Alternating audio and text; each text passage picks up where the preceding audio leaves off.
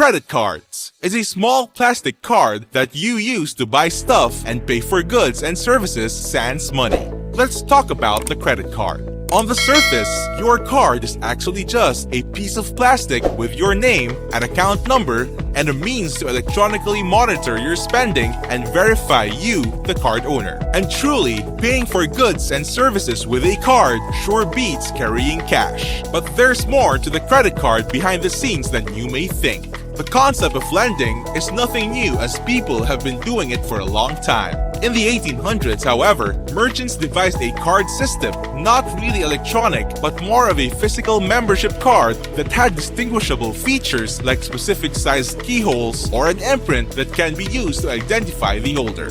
The idea was good enough that it got spread into other industries like hotels, department stores, and the like. The first actual credit card came in the late 1950s, as introduced by the Bank of America, which would eventually create a separate credit card entity known as Visa. Other competitor banks soon followed and created their own credit card network, which came to be known as MasterCard. The credit card would then go through a host of developments in technology, like the adoption of the magnetic stripe and the newer chip-type cards. The rise of internet shopping also helped shape the widespread use of credit cards today. Here's how the credit card works. Banks have access to a pool of funds called a revolving fund. This fund is a balance of money that is available to the credit card holder based on their allowable credit limit. When a purchase is made, a card is verified using information stored in it. A computer device that is connected to a network of banks goes through the process of verifying if the account has sufficient funds. This step is called authorization.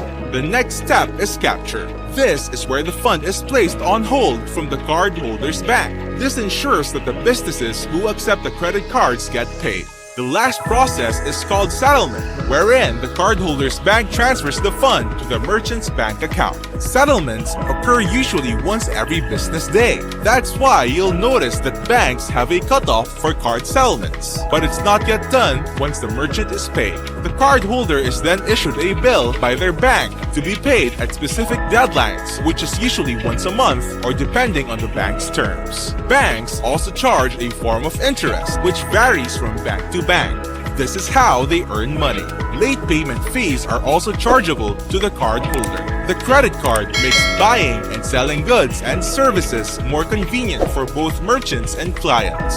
Now remember that credit cards do not equate to money because it is credit owed to a bank. Also remember that interest is charged for credit card transactions, something to keep in mind the next time you use your card.